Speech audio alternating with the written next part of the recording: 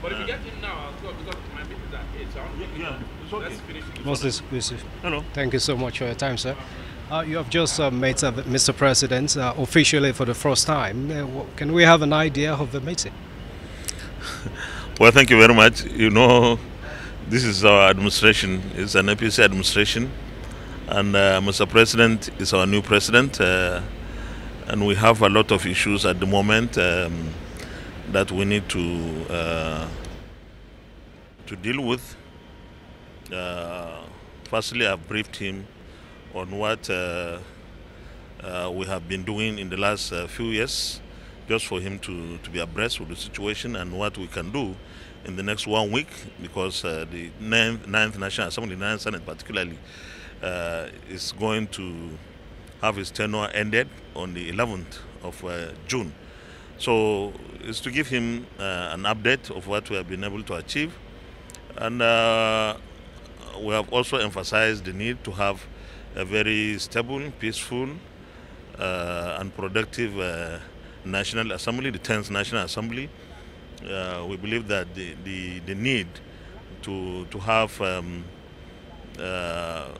serious understanding amongst senators and members elect through the process that our leadership will emerge.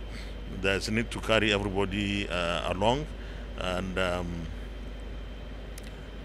time is of essence. We have only about a week before the inauguration of the National Assembly, and it pays to have a very peaceful environment in the National Assembly for members and senators to work together. And of course, you cannot overemphasize the necessity and imperative of working in a very cordial manner between the executive and the legislature. So we had all those discussions just to ensure that when the leadership of the new leadership of the National Assembly will emerge, that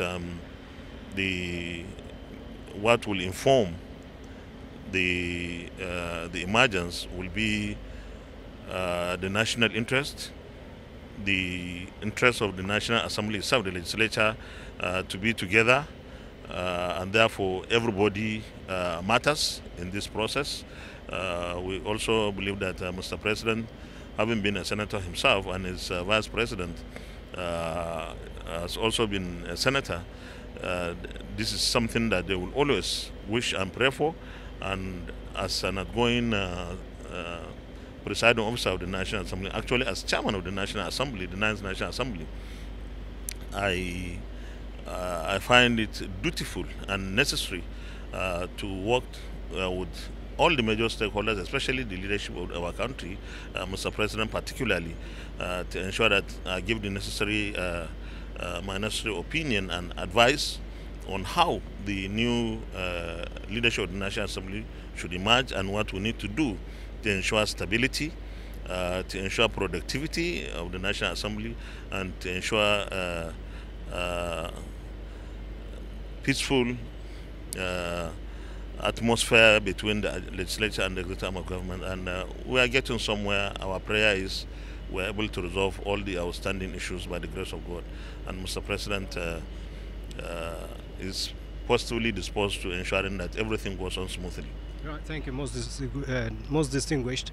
There have been speculations that you wish to return as the Senate President, which you have also countered subsequently. Can we have the true picture of what is happening? Was what you said I counted.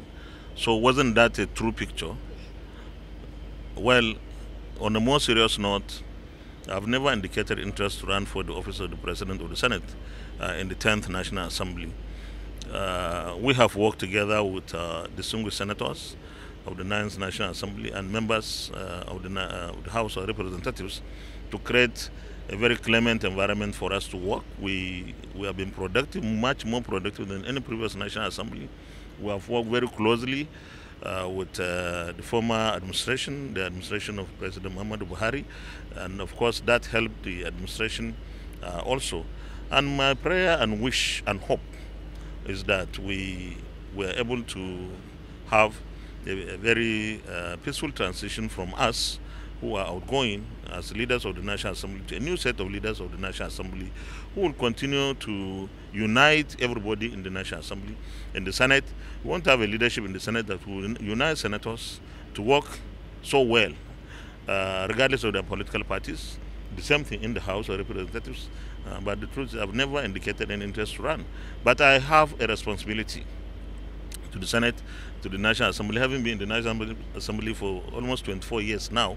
And when we have about 70% of our members of the National Assembly, especially in the Senate, who are new, those of us that have been there longer owe everybody that responsibility to at least help in mentoring those who are new, even if we have no presiding officer or principal officer position.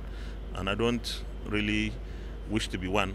I've played my part, and I'm happy that we have played our part. We have made our impact, very positive impact. Of course, we had our shortcomings, but I can hold my head high on behalf of all my colleagues in the Senate and indeed in the National Assembly, that this National Assembly has helped in national development in no means major, because we have succeeded in getting very critical and crucial legislations passed and assented to by the former president.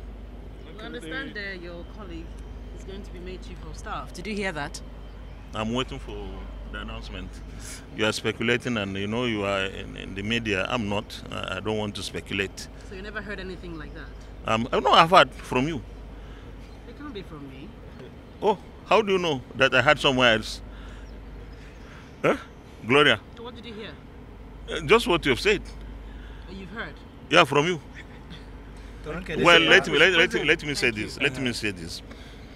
The Speaker of the House of Representatives has been rumored to be the Chief of Staff designate.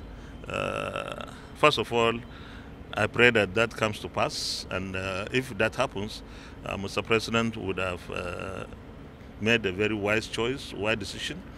At this moment, you need a Chief of Staff that has very vast experience in the area of legislation, in the area of cooperating with the executive arm of government, which the Speaker spearheaded from the House. And he has a very good network and the support that is required. And when that happens, you know, this administration is going to be administration of the legislators. You have a president who was a senator, a vice president who was, because his senatorship has been vitiated by his oath of office as vice president. And then, of course, Chief of Staff, our potential Chief of Staff or designate Speaker, somebody who has been in the National Assembly for 20 years or so. So this administration should have no difficulty relating with the 10th National Assembly, because everybody has passed through, all of them, they have passed through the National Assembly system, and they know what the sentiments and sensibilities of members of the National Assembly are. And I hope that, in fact, they will take it to the next level, because the National Assembly has been vilified unnecessarily and unfairly for so many things. But for me, I take that calmly whenever we are called names, because everything has a price. You don't perform, you have a name to be called. You perform, they say you are rubber stamp, but whichever name, what is crucial is for you to deliver your services in the national interest. And I'm sure the appointment of Speaker as Chief of Staff to Mr. President will be a very welcome idea to many. So I wish my brother very well that he becomes the Chief of Staff, and in advance, I pray for Almighty God to guide him and protect him in his new job. As a gatekeeper, it's not going to be an easy job. Good afternoon, sir. Good afternoon. How are you? Congratulations, right? Thank you. Thank you. So congratulations is in order. It hasn't been made official. Is there a reason for that? Be patient. Be patient. The system works in its own way. Yeah, allow the system to work. So before the end of the day? We'll see. We'll see. We'll see. We'll see. Thank you very much. Yeah? We'll see. Okay, you were also in a meeting Yes. between the president and the leadership of the National Assembly for the first time officially. Yes.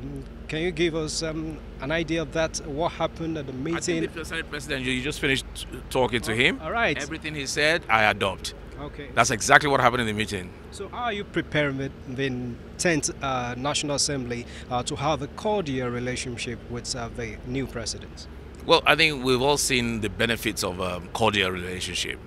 Not necessarily in bed together, but cordial relationship. We've seen the benefits in the last 4 years, unless you don't want to be truthful.